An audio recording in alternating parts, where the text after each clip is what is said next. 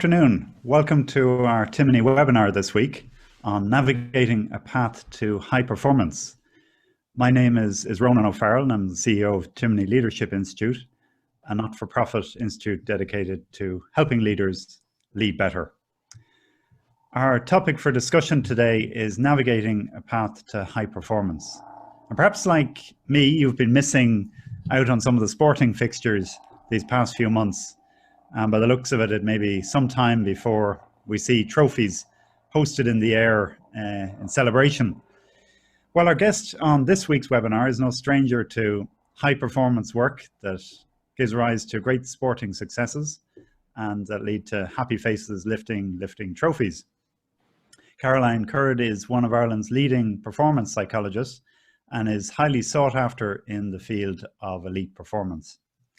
She's been involved in the backroom teams of 4 All-Ireland winners so far.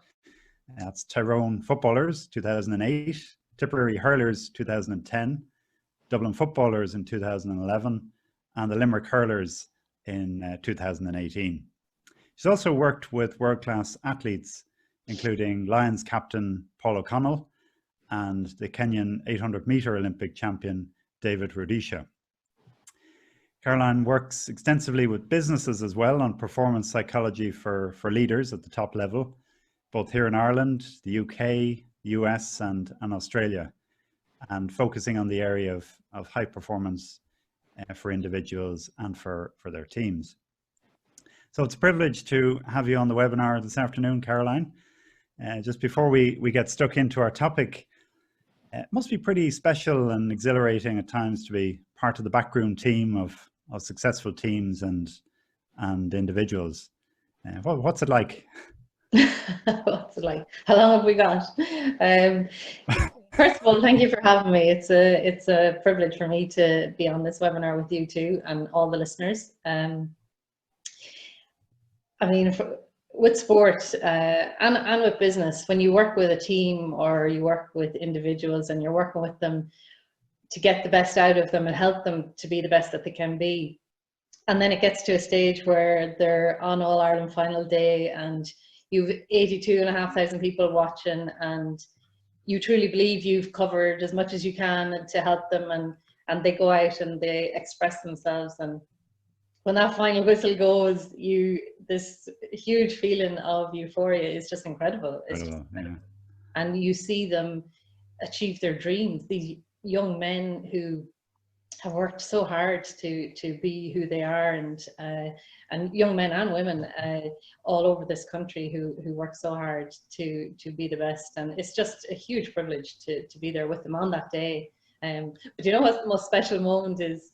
On the Monday morning when you wake up and you realize it wasn't a dream and that it actually happened. It really did happen. Very good. Yeah, it's an incredible feeling when you wake up that Monday morning and you just think, yeah, that actually happened yesterday. It's brilliant. Brilliant. Yeah, certainly a better Monday morning.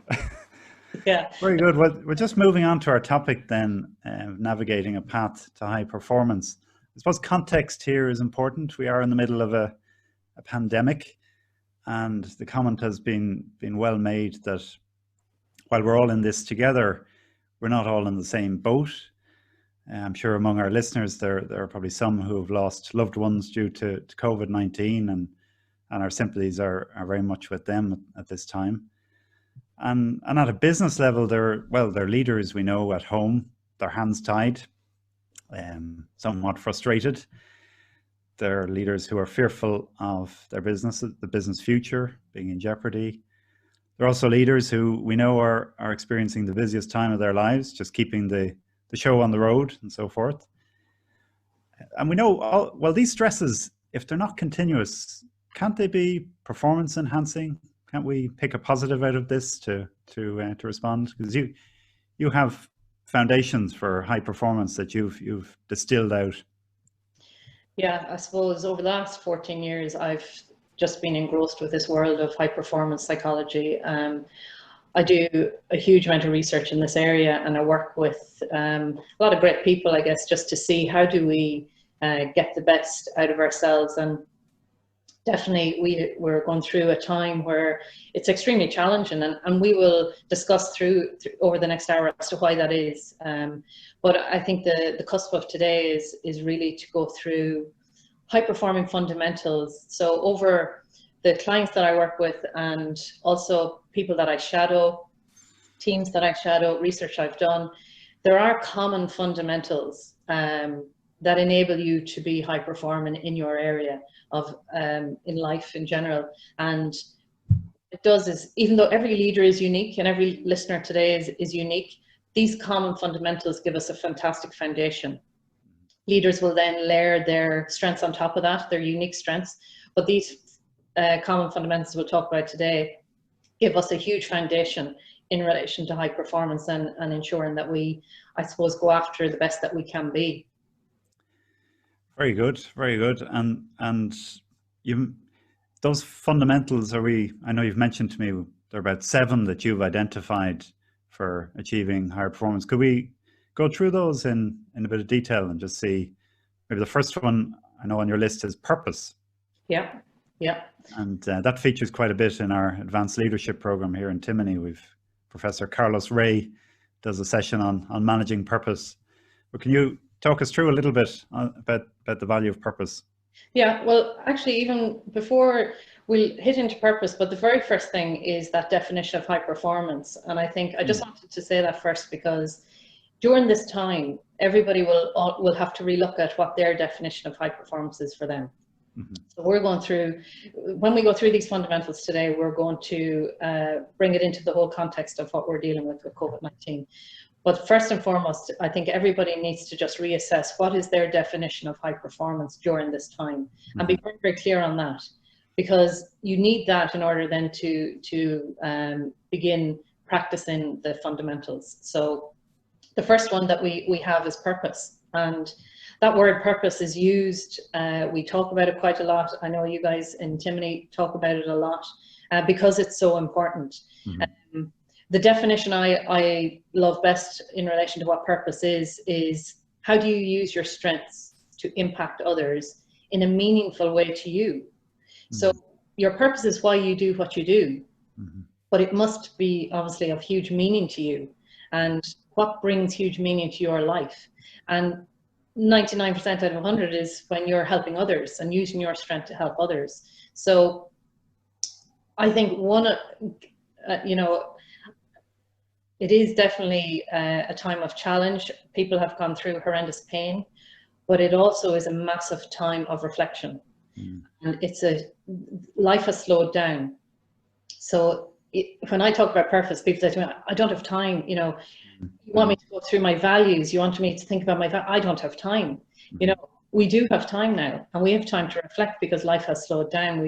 We are out of the rat race to a certain extent, and I think now is the time to really focus in on this fundamental and understand that self-awareness of what is your values, what's important to you. And our default mechanism is to be self-aware if we stop doing.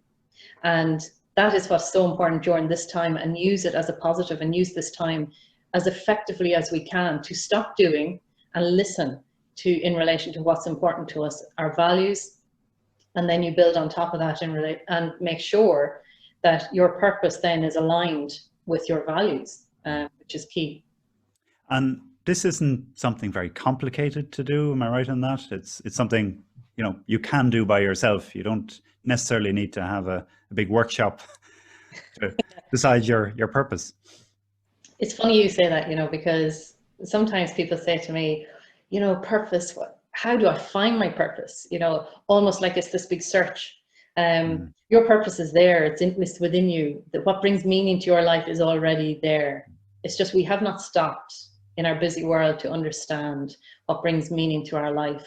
And it's in us, and we just have to look inside now to see what is that purpose and what brings meaning. And by even a simple exercise of sitting down and writing down all the times that you have been really happy and there has been huge meaning to your life, you will see a huge list of ways and different things you've been doing that is already bringing massive meaning to your life. Very good, very good.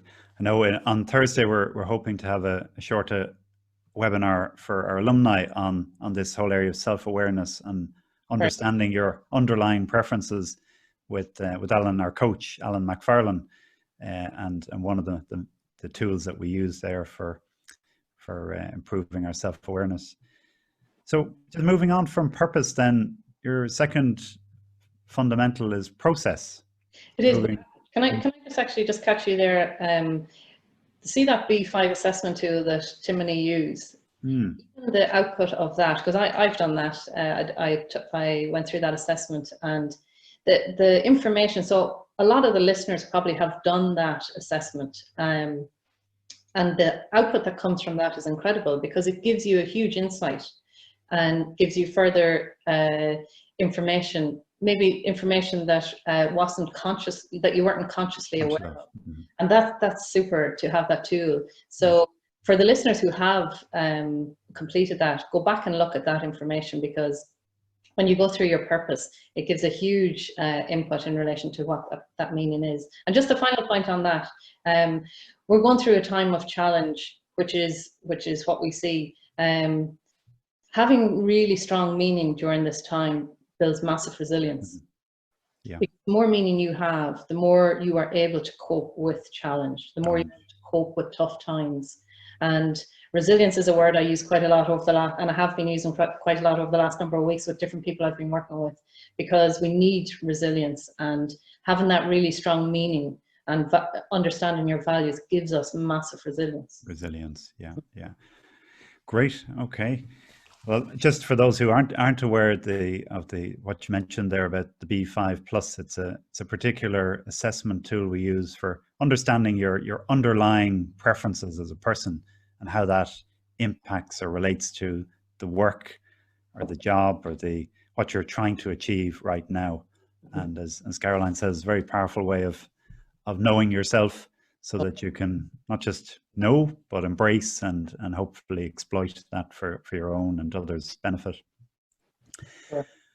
So on process then, what do you mean by process? Yeah, so process, a lot of our leaders listening today will understand this. It's bread and butter to them. It's the strategy and how we do what we do.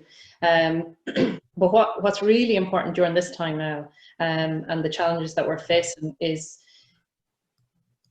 in relation to process. If we go back to early 1900s, Maslow came up with Maslow's hierarchy of needs, and what was really important to us, what we needed, and security, safety, belonging, connection with people, freedom, health, a huge amount of things that we're currently thinking about and at risk of today in relation to what we're going through. So two things we do control is our attitude and our actions. And having a process, a black and white process, whereby you have your plan in place as to how you're going to achieve your high performance definition, how you're going to put your purpose in place, is so important in today's world, because it gives us control over it. We then have control over that actions. And so you hear a lot of people in today's world talking about routine and structure. That's why it's so important, is because we need it. We need that routine and we need that structure, because we have control over that. And it enables us then to stay focused. There's so much distractions going on. There's a huge amount of distractions. And I'd challenge the listeners today, how much time are we spending on social media? How much time are we spending with the media, listening to every update that we can listen to? And the reality is, do we really need to be listening to all that? Do we really need to be listening to or reading every article that exists? Because a lot of the time, what we're reading is people's assumptions. Assumptions, yeah. No, it's not fact. It's assumptions. And what are assumptions? Assumptions are when people fill gaps when they don't have the facts. Yeah. So because we want a full story, the way our brain operates, we want a beginning, middle, and end. And so every time we read an article, we're looking for that. But what we're actually reading is just people filling in gaps, because we don't have the answers. We don't know the answers.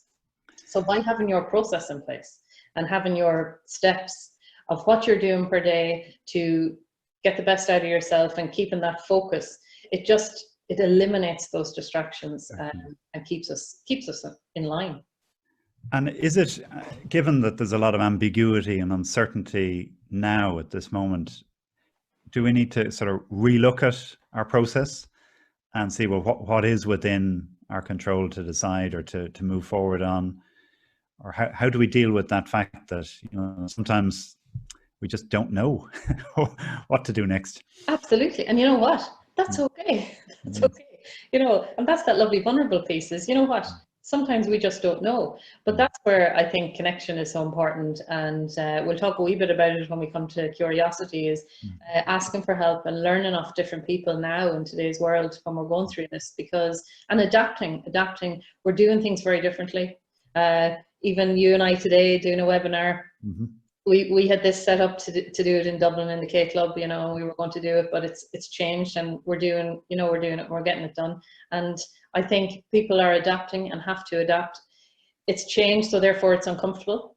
And I think we have to be careful when we have that uncomfortable feeling that you keep going through it, as opposed to saying, actually, you know what, I'm going to stop there now and I'm going to go back. Because if you do that, I think leaders will find this time very challenging, even more challenging, because they're not willing to adapt. Or if their people that they're leading don't want to go through that change, they have to influence them and encourage them to move forward in that uncomfortable feeling. Because the reality is we're all uncomfortable. We're all uncomfortable because we don't know. We don't have the answers of what's going on. And is that uncomfortableness, where is that coming from? Is that moving on to our third principle here? I like that. Yeah, that's a good slide. You're good at this. You're good at it. Limiting beliefs. This is a massive one. It's a huge one for high-performing leaders, because what are limiting beliefs? They're where we've beliefs embedded, not so much in our conscious mind, but in our subconscious mind, that are holding us back. And beliefs that we may have taken from life experiences, we've learned them somewhere along our road, and we really, now is the time. And again, this is a huge piece around self-awareness and reflection. And the B5 assessment tool comes in here too, massively. Being aware of the dialogue and the drama, to a certain extent, that's going on in our subconscious mind. What is it that we're saying to ourselves? What are we saying? What is that story, that conversation that we're having with ourselves on a daily basis? And some of it will be rational, and rightly so, but some of it will be irrational. And how good are we now in this world that we're living in, challenging that irrational thought? Because you need to challenge it, and you need to have that conversation. And if not you as the leader, if you see your people that you're leading having these irrational thoughts and allowing a lot of fear and anxiety to set in, we need to challenge it. We must challenge it. And how you do that is understand, well, where is it coming from? Where is these thoughts, this the beliefs, where are they coming from? And we'll go back to the social media piece as well. This is, a lot of people are getting distracted by it. A lot of people are reading stuff that's not fact, and they're choosing then to believe and take on beliefs from that world. And it's, a lot of it is having a negative impact on us, because the way our brain operates, I think it's important for people to understand, our brain is there to help our body survive. That's what it's for. And so it errs on the side of caution a lot, and it looks for negativity so that it can protect us from it, protect the body. If you go back to the hunter-gatherer days, that's what we were in, fight or flight mode quite a lot. And in actual fact today, we're in fight or flight mode a lot. And what is that? It's where there's high adrenaline, and we're either going to fight it or we're going to run away from it. And we really have to be aware of that, and we have to work extremely hard to not allow our brains to go really negative on us, even though it sometimes is the default. 2/3 of our amygdala, which is the emotional part of our brain, the neurons there is all about looking for that negative to protect us. Protect ourselves. Yeah, so we need to be careful. Would you believe, like, it takes, when you have a negative, you've a negative experience, it goes straight into your long-term memory. When you have a positive experience, it takes 12 seconds to go from your conscious brain into your subconscious. So to transition from your conscious to your subconscious. So you can imagine all that negativity that's gone into our subconscious. And this is where, like, there's two tools that I think is so important. So mindfulness. Mindfulness has become a massive tool for people using. Why? Because it goes straight into the subconscious mind. And that's where our subconscious mind thinks in visual imagery, and it thinks in sensations. So it doesn't think in words.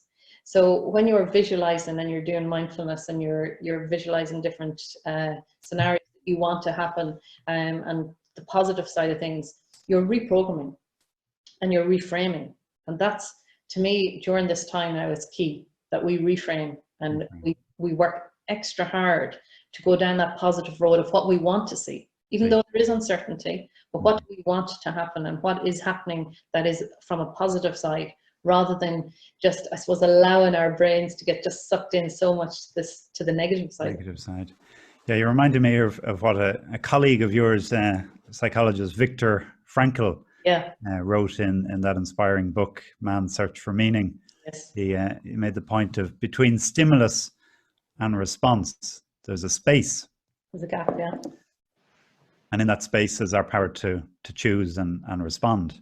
Yeah. And I suppose we can choose how we want to react, and whether we build up that wall of negativity or try and break through it.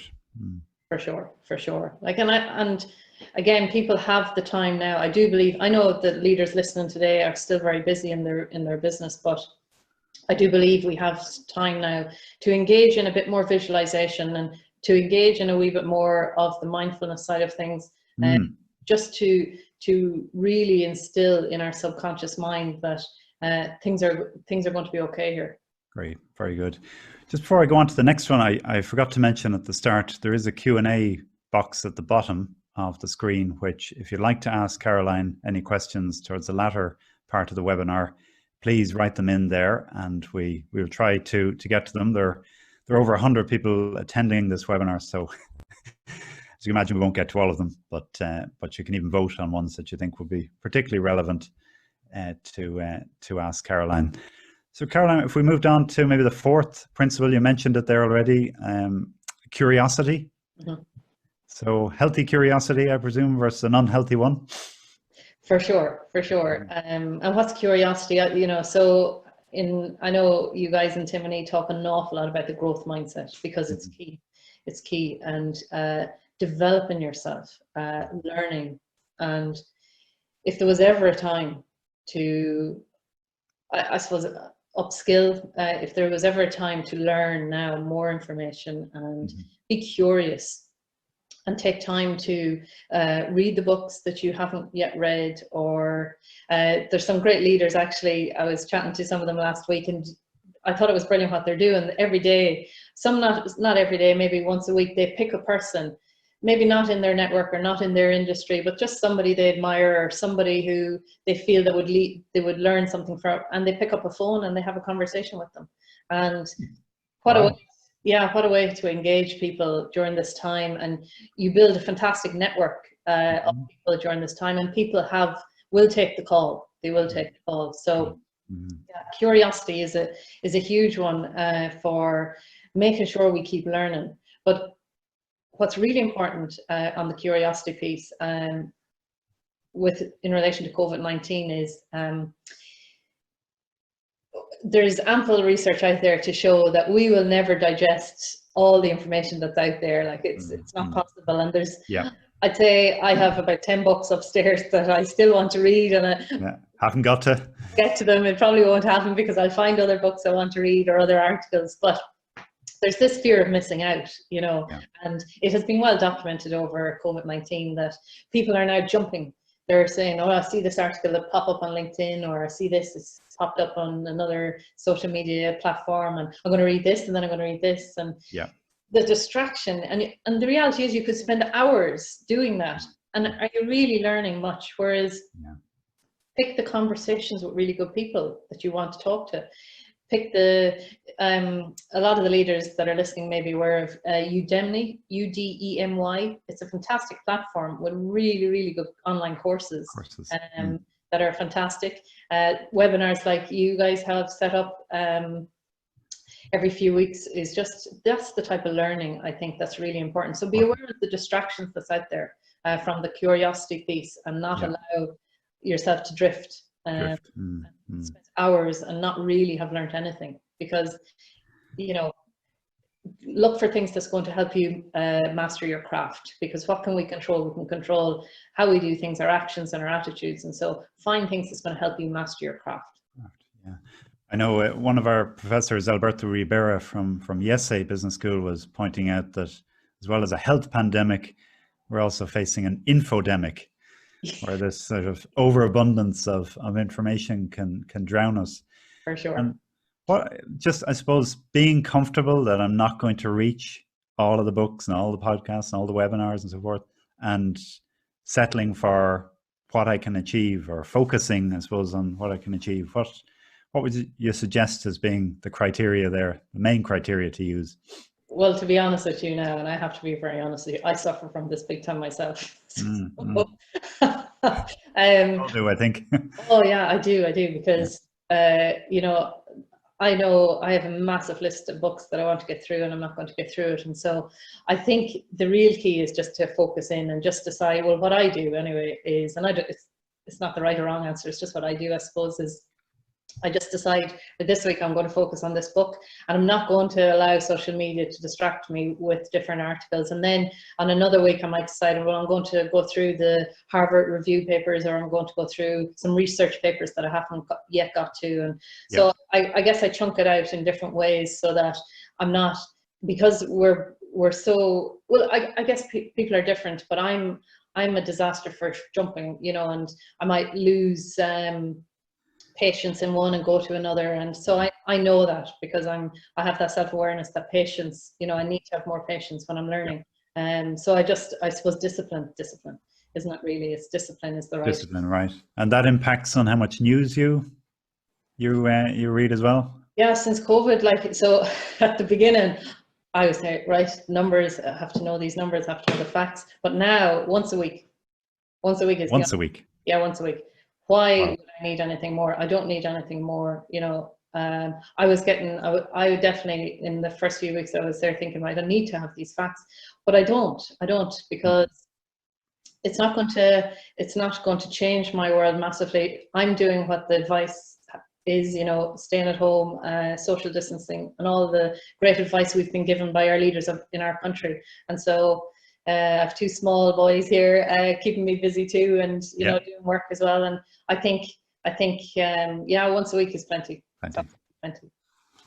Great. Well, so we've had purpose, process, limiting beliefs, and curiosity. The first four principles for high performance, and the fifth one now, high standards. Yeah. Like this is a huge one, but there's two pieces to this one. So there's, on one side, it's the standards of, are you doing the best that you can possibly be doing? Are you working as hard as you can be working? And in this world, to be staying positive, to be influencing as best you can, and to stay strong and resilient, and doing the best that you can. Are you being effective with your time and working really hard to be proactive versus reactive? Because I definitely think in a lot of clients I'm working with over the last couple of weeks, they're being more reactive. They're and they're saying, and they're reacting as opposed to being proactive. And I know a lot of listeners, I know I'm speaking to the converted with the listeners today now, because I know the quality of people you have in your alumni, and the proactive piece is key. It's huge. Yeah. But the other piece to high standards, and this is the piece I think that the listeners mightn't be they might be more guilty of, is intelligent recovery. So you can go after what you want, and you can go after it as hard as you want, but are you recovering? Are you having that intelligence to recover? You cannot burn the candle at both ends like it. And athletes are brilliant at recovery because it's in their program to do it. But leaders in our corporate world are a disaster for it, because they're going to the next thing. They're massive achievers, and they're going again and they're going again, but they're not realizing the impact it's having on them from even a mentality. It's impacting their sleep, it impacts their eating habits, it impacts, if they're not recovering intelligently. And I think this is the time now to recover. and hit that reset button and refresh. And just take, you know, I was speaking to a great man yesterday. He's a great leader, and he said to me, you know what? He said, I finally stopped. And he said, and it's okay to stop, because he says everybody has stopped. Yeah. So it's no more about the fear of missing out. It's, you know, the world has slowed down a bit. So let's take the opportunity to hit that refresh button. I have no doubt many of your listeners here today are coming off such a rat race. You know, they're on planes constantly, they're out socializing with clients, they're, you know, it's a constant rat race. So I think it's so important to take this time now on the intelligent recovery piece, because when we do get through this, and we will get through it, life is just going to take off again. It's just going to take off, and we have to take this time to hit that reset button. And I'm saying it to all the athletes I'm dealing with too, is let's refresh now. And it's okay to do that. It's okay to refresh and take that bit of time. No more than physical muscles being, if you keep exercising them all the time, they doesn't work. So you have to build in that. So high standards in recovery. Yes, exactly. Intelligent recovery, I call it, because and I stole that from somewhere. I didn't come up with that myself, but I read it in one of the research papers, and I thought it was phenomenal. I thought it was a great way to explain it. And so I label it as that as well. I think intelligent recovery is a great way, because you have to be intelligent to recover well. Sometimes we take it for granted. And with high standards, sometimes you can think of very big things, you know, that need to be done well. But even this, what we've been through with COVID, where the simple thing of hygiene, of washing your hands, you know, you need a really high standard if this is to work. The simplest daily action can be a matter of life or death. So is there something in that of right now it's high standards in the ordinary things? Not waiting for the big moment. That's exactly it. That's brilliant. Yeah. It's the discipline around your high standards, around what we need to do as a nation to beat this disease or the virus, and to adhere, I guess, to what we're being asked to adhere to. And there is massive high standards in that.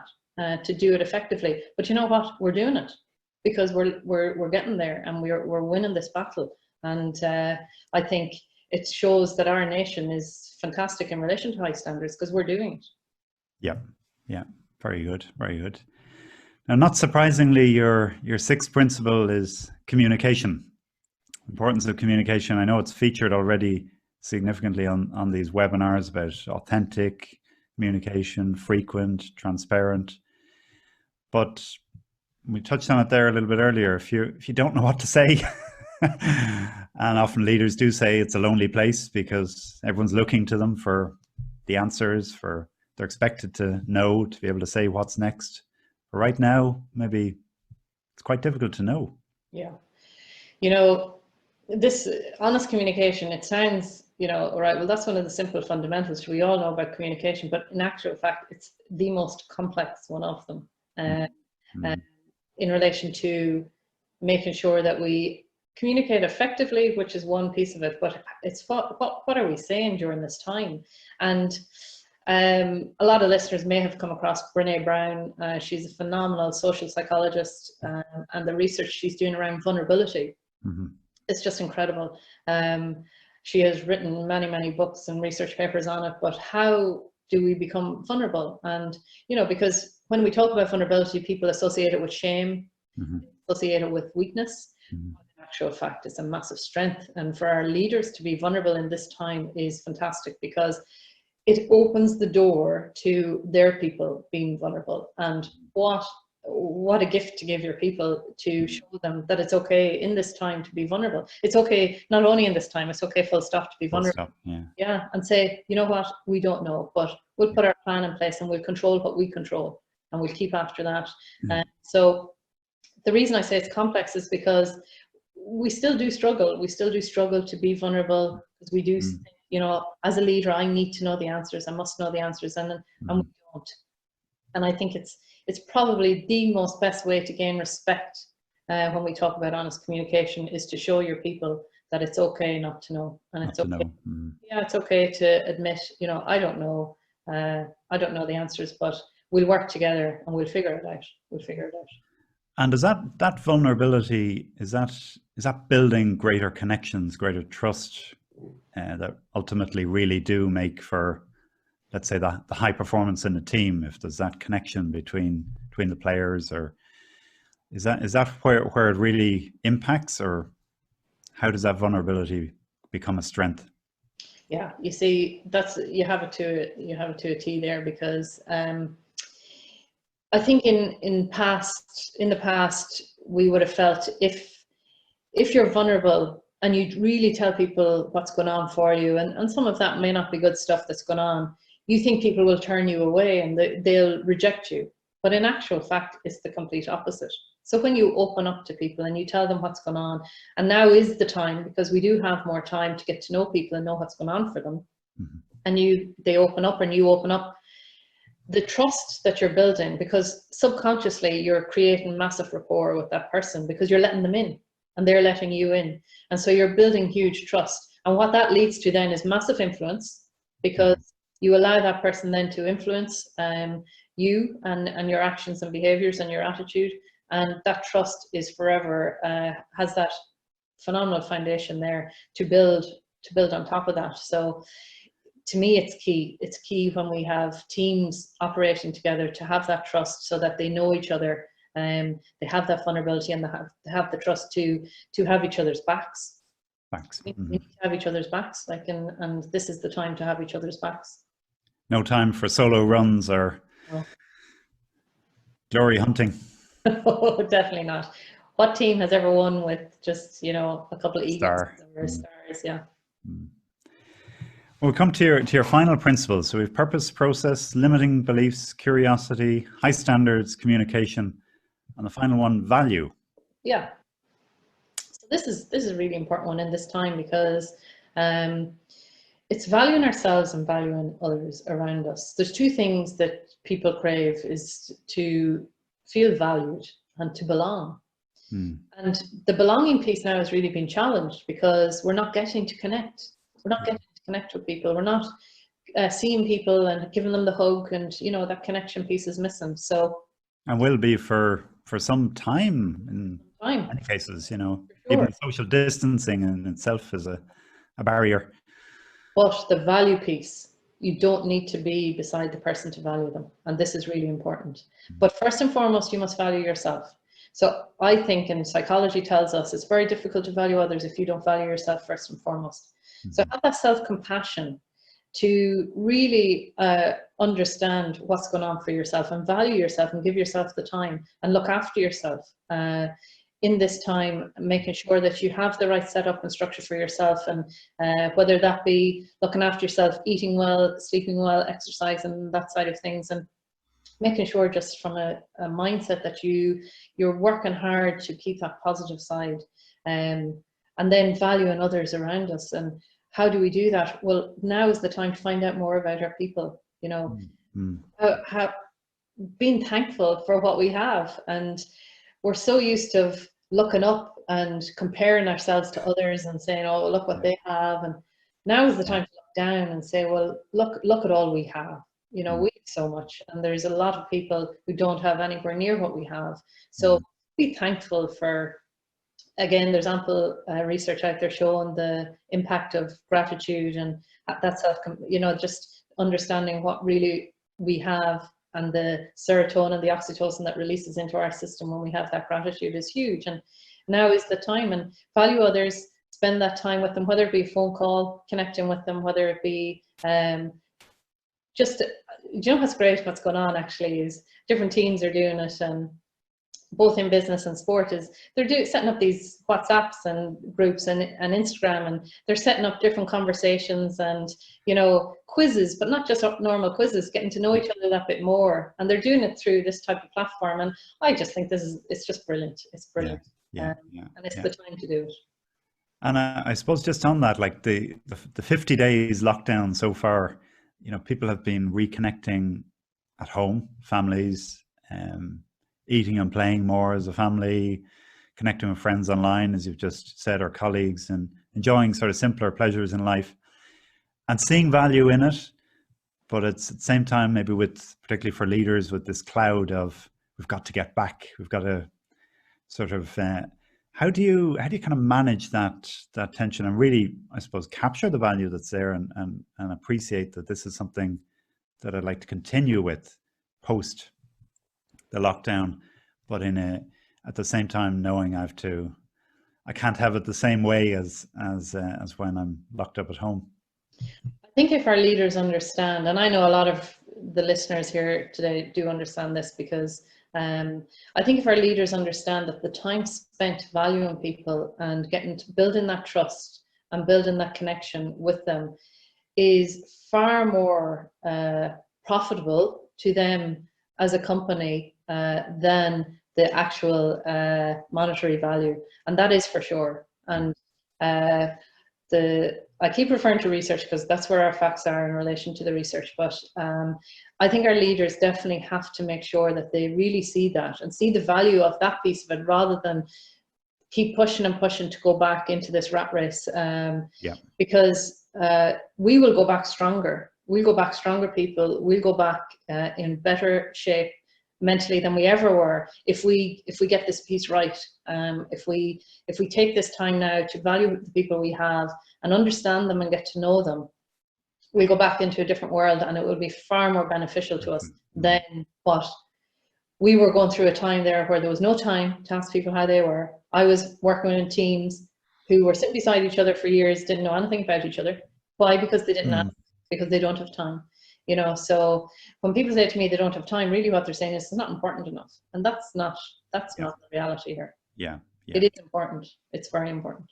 I mean, human relationships are essential for our survival, and we're seeing it certainly in a very real way at the moment.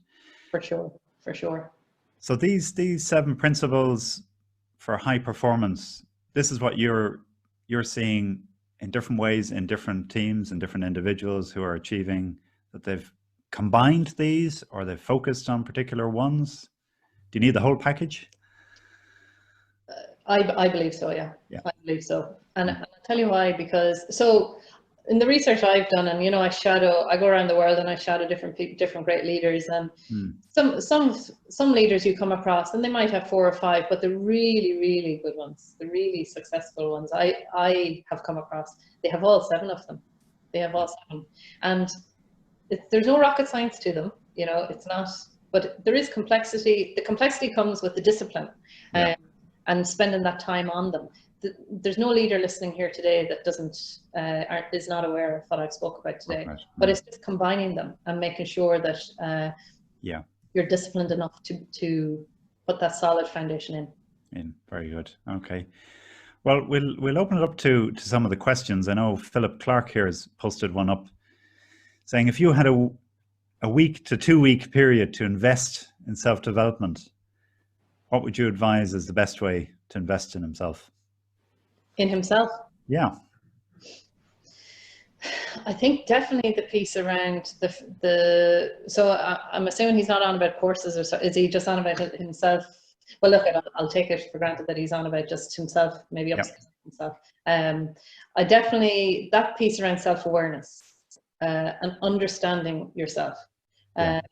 You could give him your assessment tool as well to help him. But if you understand yourself and you understand that subconscious world that, and all the beliefs and that world, all your life experiences and how it has brought you to the person you are today, I think it gives you a massive foothold as a leader to progress in relation to where you want to go and what you want to do. I really do.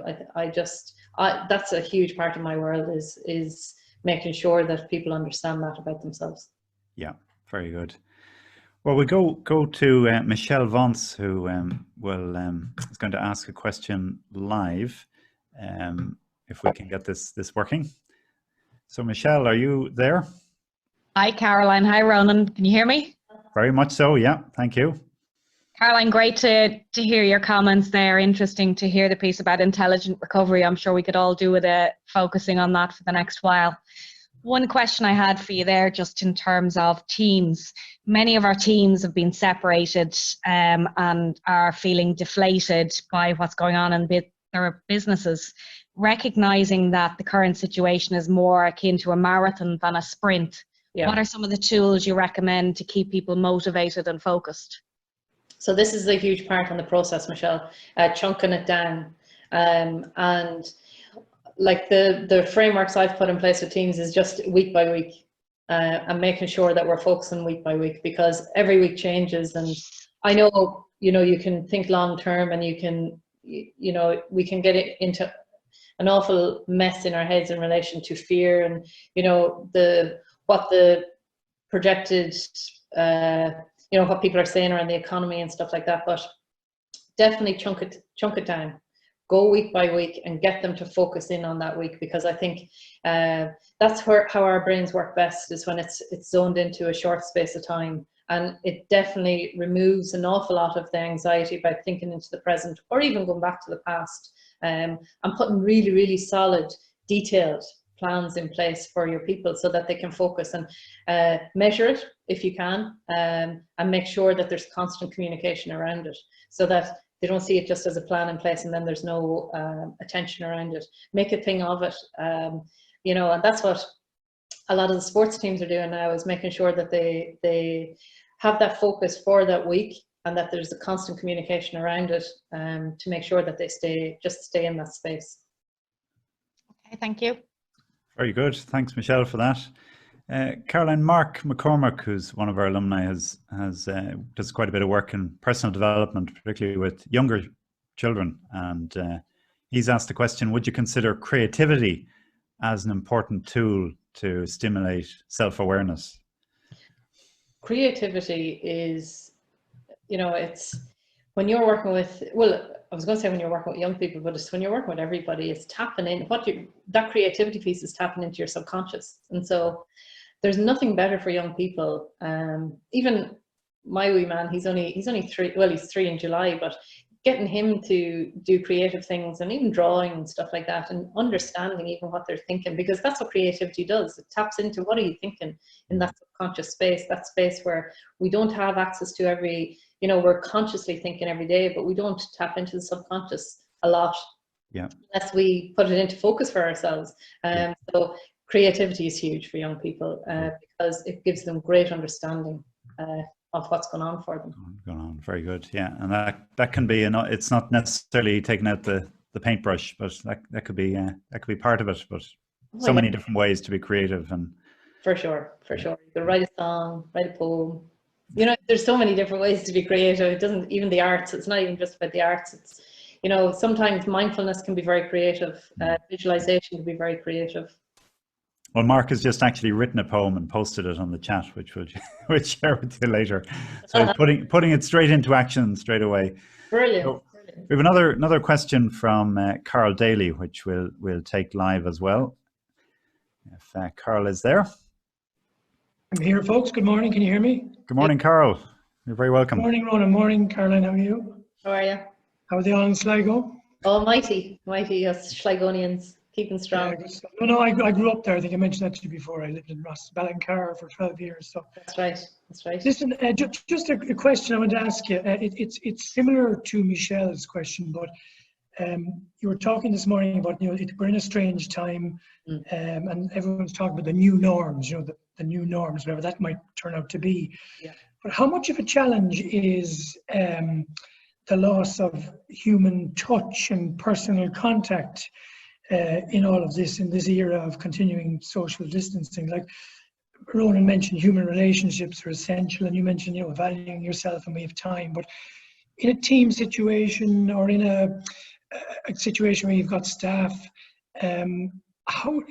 it's all very well to be structured and doing Zoom calls, but is there other ways of compensating for the fact that you can't beat, in my opinion, being in a room and looking at people eye to eye and having it out? How do you overcome that? Or have you had situations where some of your people are just struggling, and what do you say to them? Yeah, definitely that human connection. And actually myself and Ronan were speaking about this too. Just being there face to face, you have that, it's an unconscious connection really, that's there, and you feel more supported, you feel more secure, you feel that person is there for you. But the reality is, and this is the new norm, is that we don't have it and we can't have it. And this is the piece that I talk about change. And for me, Carol, it's about awareness and making sure that people are aware of, right, we don't have it. And why is this important? What is that sense that we're missing, and to communicate it and to explain, you know, even you know, it's not even to go too much into the psychology, but just our basic needs as human beings is to have that connection, to have that relationship with people, and to have that conversation. Don't be afraid to have the conversation. Sometimes I find people are afraid to go down that world of them conversations because in case something comes up that they're not able to handle. But to me, you know, that's okay, because who can handle it? You know, it's whatever you're thinking and whatever you're feeling. So to me, it's about clarity and just making sure people understand and having these conversations about why we're missing it, and saying, you know what, it's not comfortable. We need to change. We eventually will get back.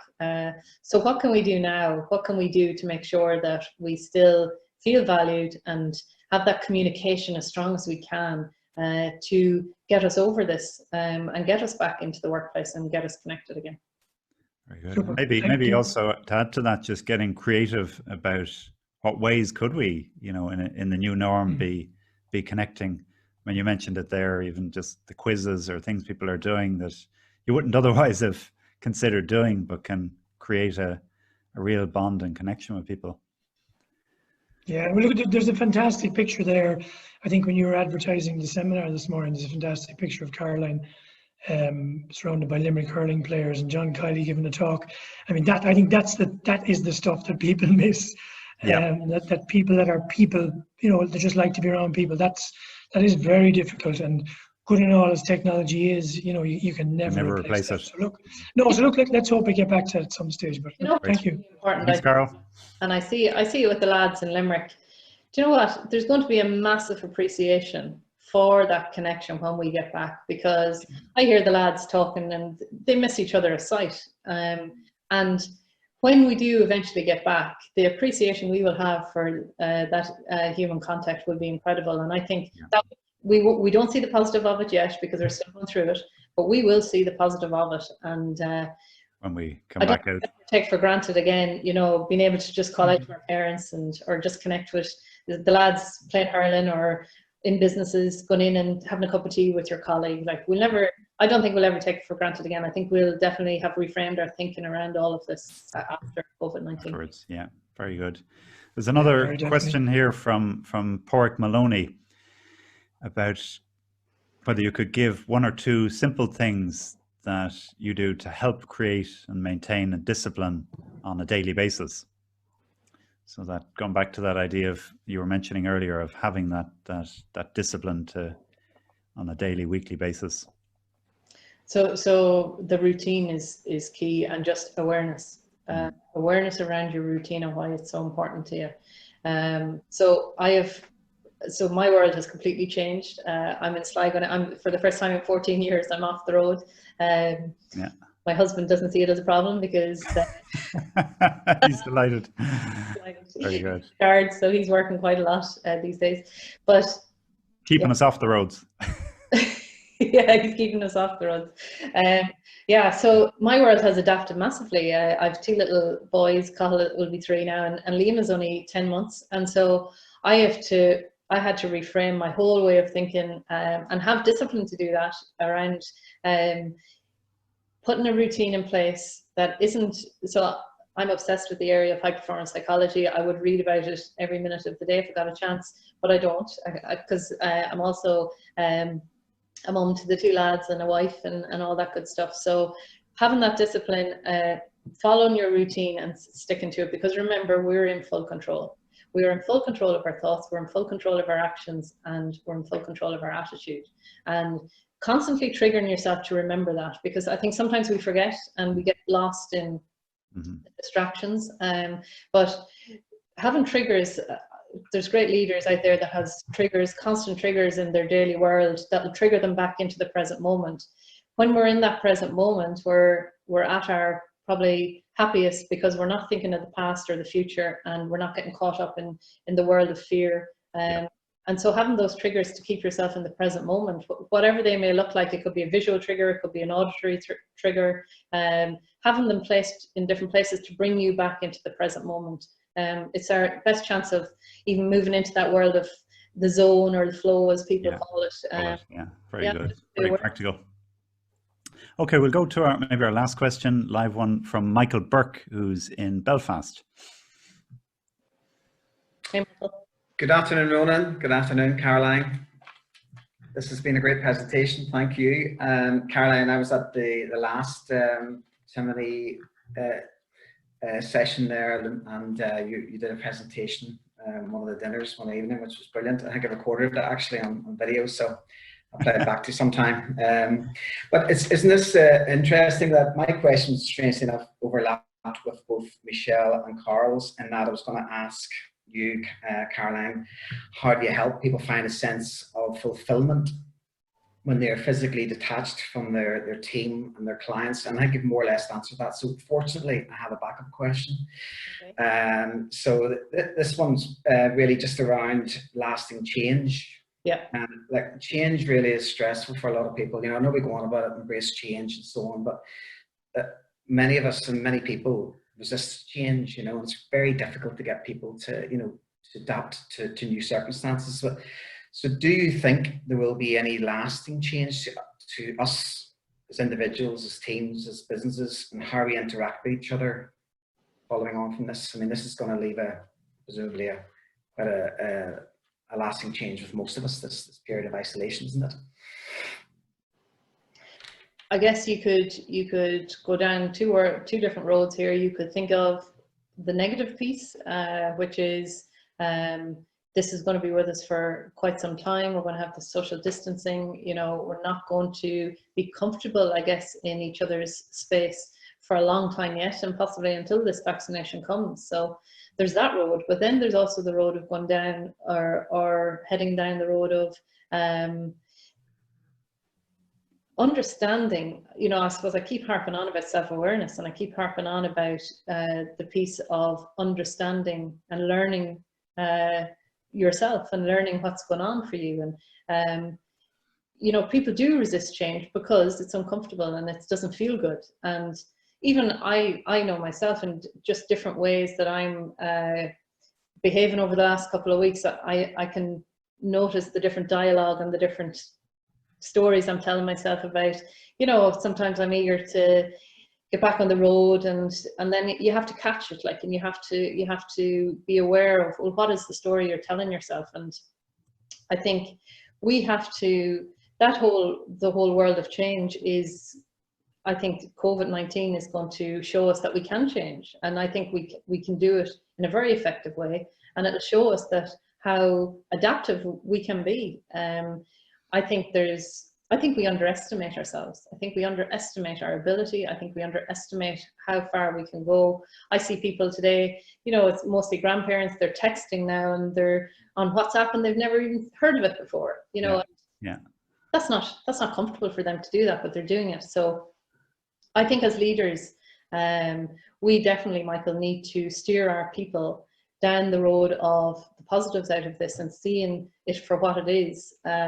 Yes, it's tough, and yes, people have lost lives, and that's horrendous. But let's as leaders try and influence our people as best we can to take that road of, well, how is this going to benefit us, and show us that we can adapt, we can change, we can live with this new norm. Of course we can, and we'll get to know more about ourselves. We'll challenge ourselves a bit more. We'll see actually what our thinking is. Is it rational? Is it irrational? And, you know, just open up to the things that are important to you now, and the values piece and the purpose and that fulfillment piece, because I think a lot of our leaders today will go down that road and get to know themselves a bit more, and they wouldn't have done it only for this.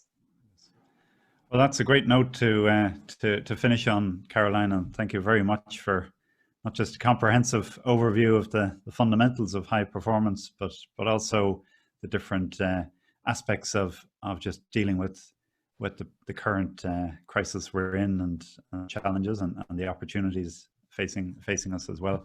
Where could people find out a bit more about what you do? Your website? website, yeah. And they can just reach out, Ronan. They could reach out, and I connect with people. There's no fear, because if anybody has any questions, I know not everybody will have got a chance to ask their questions. So just reach out or shoot me a mail or give me a shout, because I think this is the time where psychology, performance psychology, is so important, and I think it's the time that we have to come together and stay the course here and trust our leaders. And if having a conversation with me or shooting an email and can help, then make sure you do it, because I know it's challenging times. I do, for sure. And any way we can come together and help, then just, yeah, give me a shout out. Well, thank you very much again, Caroline, for that. Just before we close, because it is time, just to let you know, next week's webinar will focus on the practical steps some businesses are taking to get back operational. 3 of our alumni will be joining us to share their experiences. That's Enda Quinn of STC Trailers in Antrim, Salim Maguire of the Queely Group in Naas, and Des O'Dowd, the owner of the Inchydoney Hotel in Cork. And be sure to continue giving us feedback on what you find helpful and what you'd like to hear more about. And in the meantime, enjoy the good weather if you have it. And we look forward to being in touch again. Thank you very much.